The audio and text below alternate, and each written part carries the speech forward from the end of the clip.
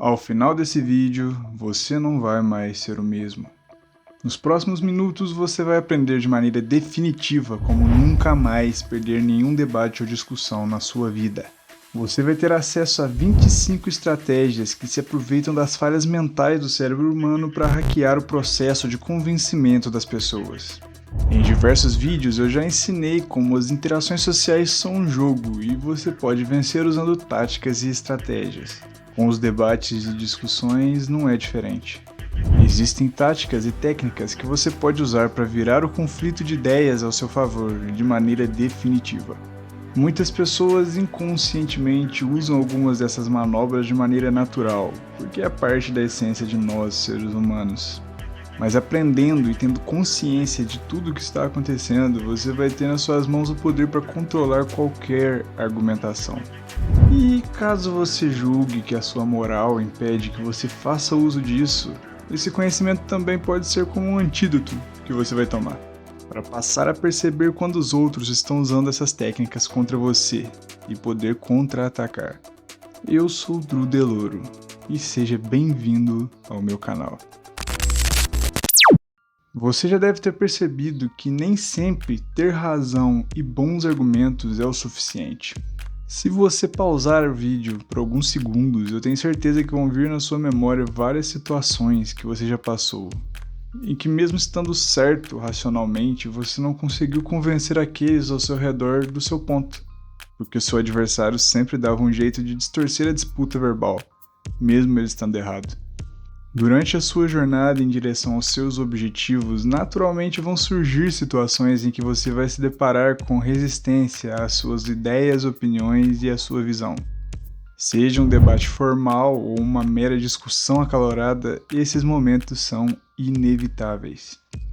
A partir de agora, você não vai mais ser como o restante da população, que apenas vive conforme a maré e não vê a profundidade de nada. A visão estratégica e o pensamento estratégico podem ser usados em todas as áreas da vida.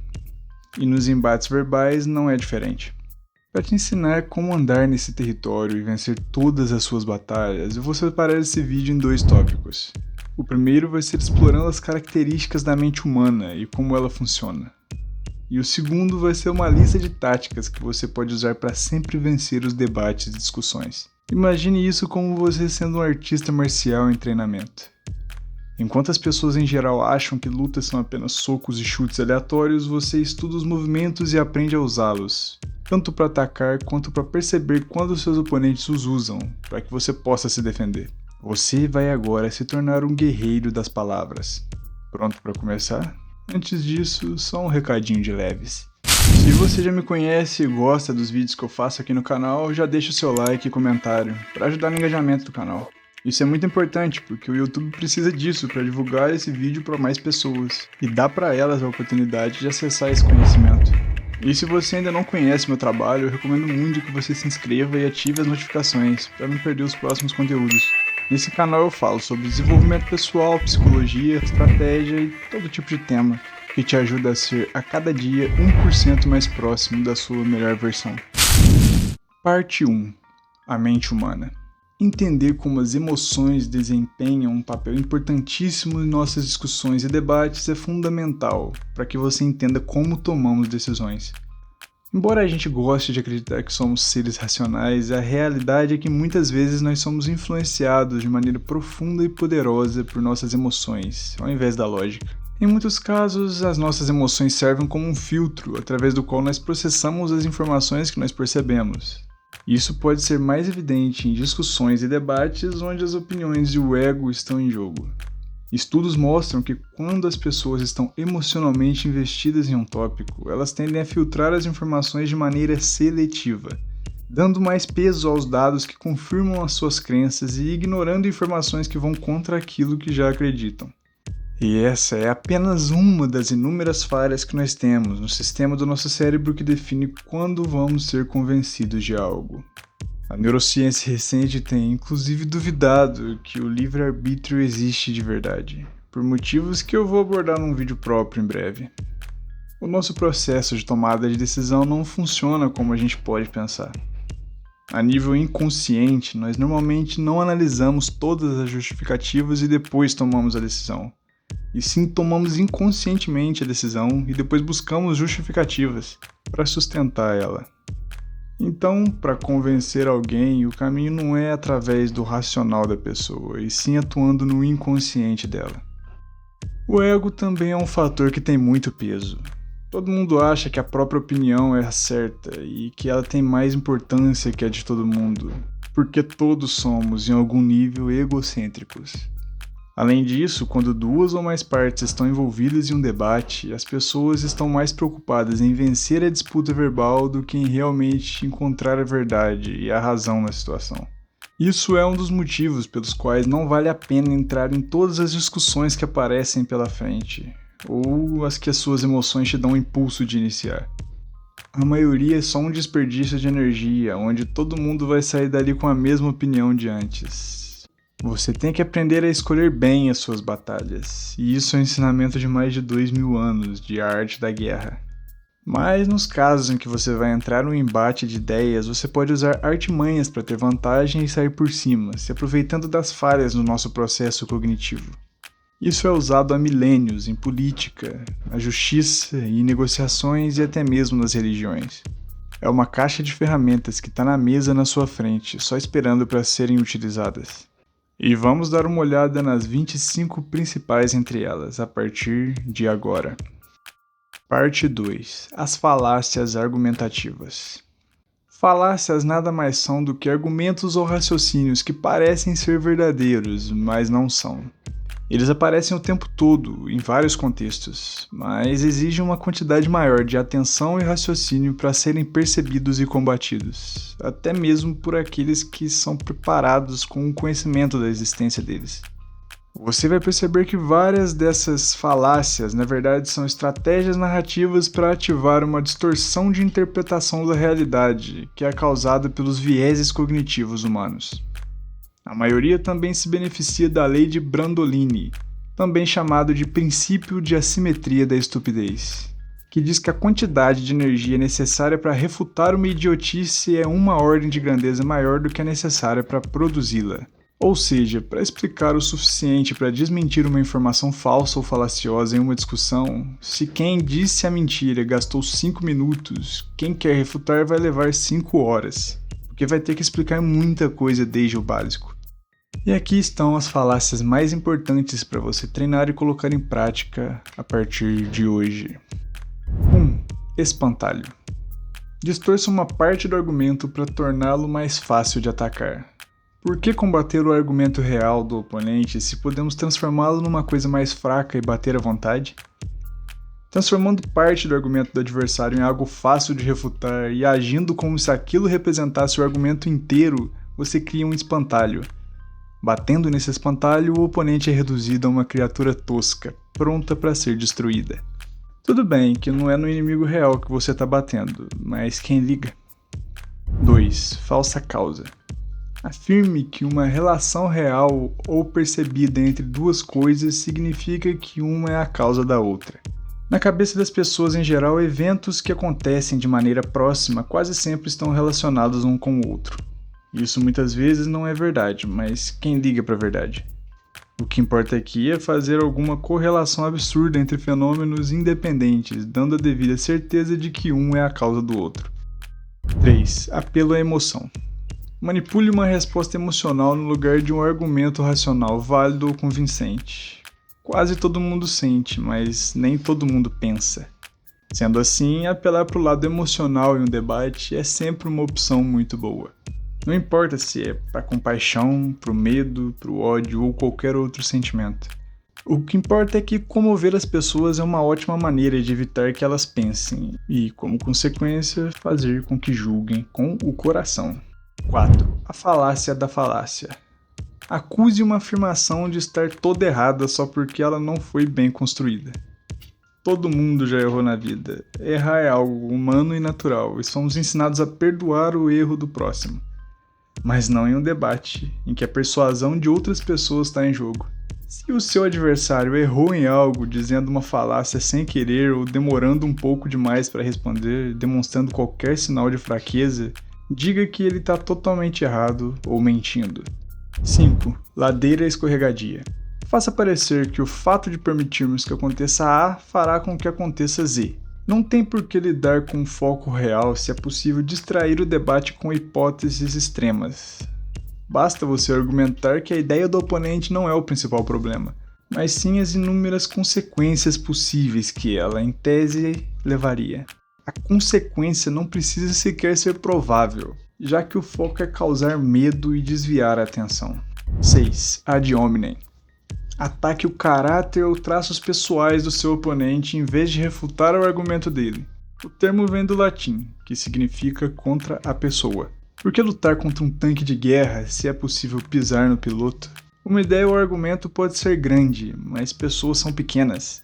Se você puder colocar em xeque a credibilidade e o caráter da pessoa com quem você está debatendo, você não precisa se dar ao trabalho de combater o argumento dela, nem criar o seu.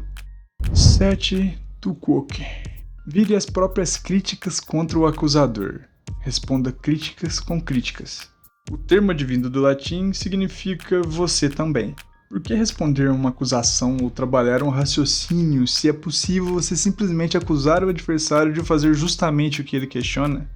Fazer isso não torna seu ponto de vista correto, mas garante distração bastante para ocupar o adversário em se explicar, enquanto você poupa seus próprios esforços. 8. Incredulidade pessoal.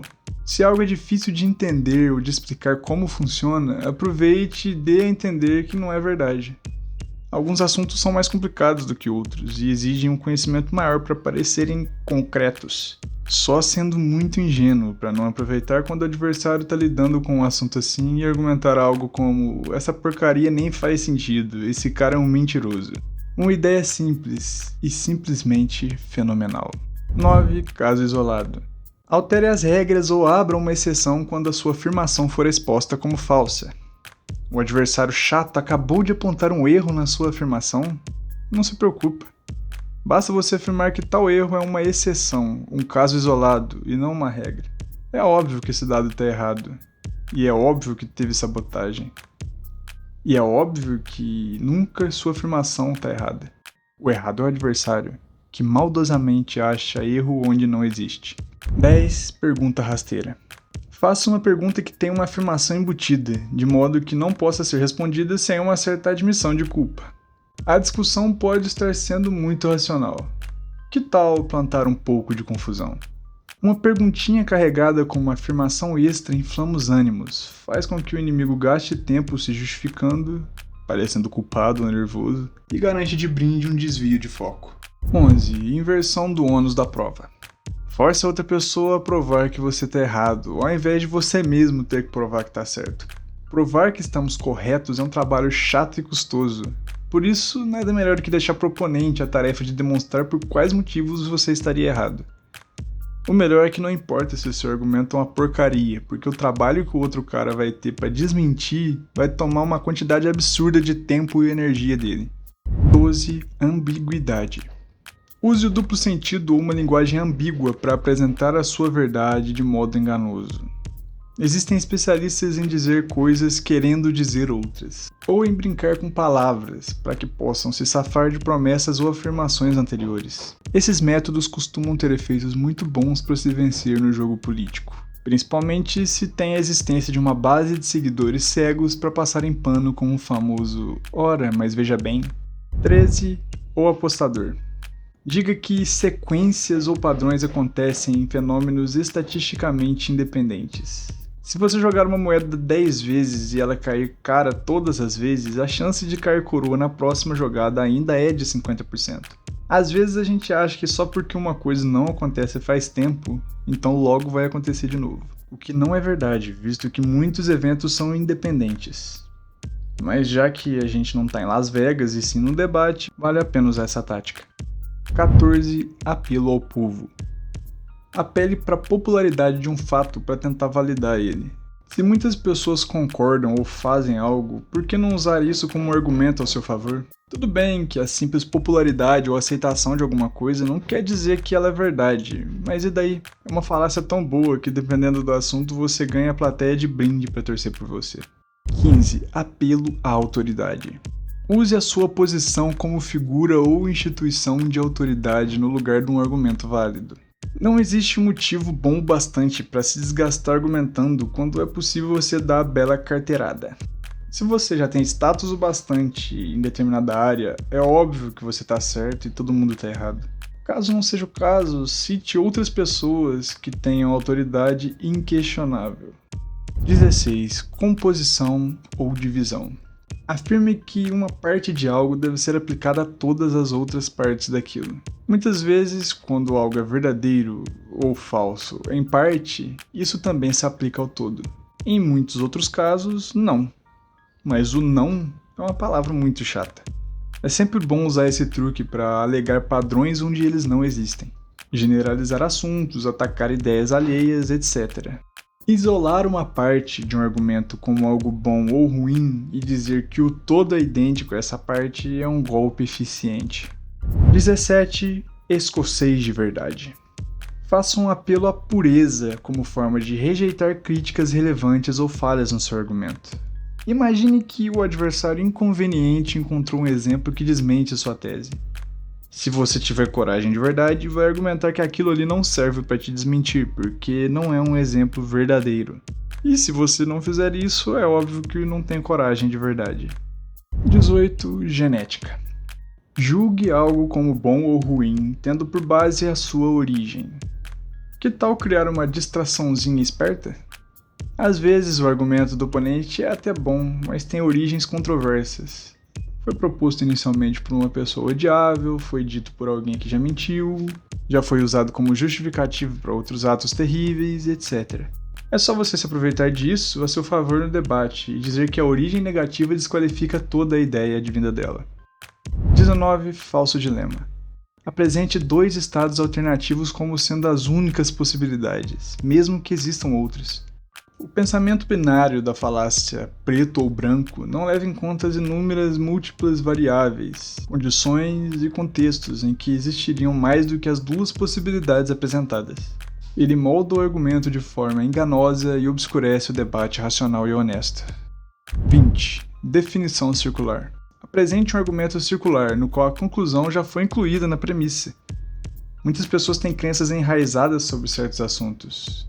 Quando isso acontece, elas, muitas vezes sem querer, dão uma volta do tipo, é assim porque é. Mas também é possível fazer isso de propósito. Basta ficar jogando com as palavras e manipular a plateia e pronto, você é invencível. 21. Apelo à natureza. Argumente que só porque algo é natural, aquilo é válido, justificado, inevitável ou ideal. Só porque algo é natural, não significa que ele é bom. Mas e daí? Ainda é um ótimo argumento do reino das falácias. O melhor é que não serve só para justificar um argumento seu, como também para atacar o dos outros, alegando que o que ele defende é antinatural. 22. Anedótica. Use uma experiência pessoal ou um exemplo isolado em vez de um argumento sólido ou uma prova convincente. Uma vez em um debate sobre extraterrestres, meu avô estava quase perdendo uma discussão, mas o velho não se rendeu. Puxou um exemplo de memória sobre a sua irmã Eunice, que foi abduzida em 1915 por alienígenas malignos. Meu avô emocionou todo mundo e ganhou o debate facilmente. E se meu avô ganhou um debate com um exemplo pessoal, verdadeiro ou não, por que você não pode? 23. Atirador certeiro. Escolha muito bem um padrão ou grupo específico de dados que sirva para provar o seu argumento, ignorando o resto. Imagine um atirador disparando aleatoriamente contra uma parede e, na sequência, pintando um alvo ao redor da área com o maior número de buracos, fazendo parecer com que ele tem uma ótima pontaria. Legal, né? É para fazer a mesma coisa com dados, escolhendo aqueles que por acaso pareçam concordar com o seu argumento e fingindo que os contrários não existem. 24. Meio termo. Declare que uma posição central entre duas extremas deve ser a verdadeira. Em muitos casos, a verdade realmente se encontra entre dois pontos extremos, mas isso pode enganar o nosso pensamento. Às vezes uma coisa simplesmente não é verdadeira, e o meio termo dela também não é verdadeiro. O meio do caminho entre uma verdade e uma mentira continua sendo uma mentira. Mas quem liga? Diga que a verdade é o meio termo entre duas ideias e se beneficie disso. 25. Galope de guiche. Soterre o oponente com tantos argumentos quanto possível. sem levar em conta a qualidade ou a força dos argumentos. Para que ter honestidade intelectual usando argumentos organizados, conexos e claros? Sobrecarregue o oponente, metralhando com inúmeros argumentos em um curto espaço de tempo. Se os argumentos forem de áreas e tópicos diferentes e sem relação entre si, melhor ainda. O importante é que ele sempre vai gastar mais tempo para refutar do que você precisou usar para argumentar, e no fim vai parecer que ele é um incompetente e que sequer refutou tudo. É claro que tem muitas outras estratégias de debate, e você pode até criar as suas próprias, combinando 2 ou mais vieses cognitivos, ou até mesmo usando como base falácias já conhecidas e pré-existentes. Agora você não depende mais da sorte para vencer os debates verbais. Você não precisa de sorte, porque afinal você tem conhecimento. Se você gostou desse conteúdo, eu recomendo que você dê uma olhada no link que está no comentário fixado para o meu e-book Manual do Mestre Social. Nele eu ensino diversas ferramentas e técnicas para melhorar as suas habilidades sociais todos os dias e finalmente te tornar o protagonista da sua vida. Dá uma olhada lá. E se você quer continuar aprendendo ainda mais conhecimento de qualidade para te ajudar no seu desenvolvimento pessoal, se liga nesse outro vídeo meu aí. Eu sou o Dru e a gente se vê em breve aqui no meu canal.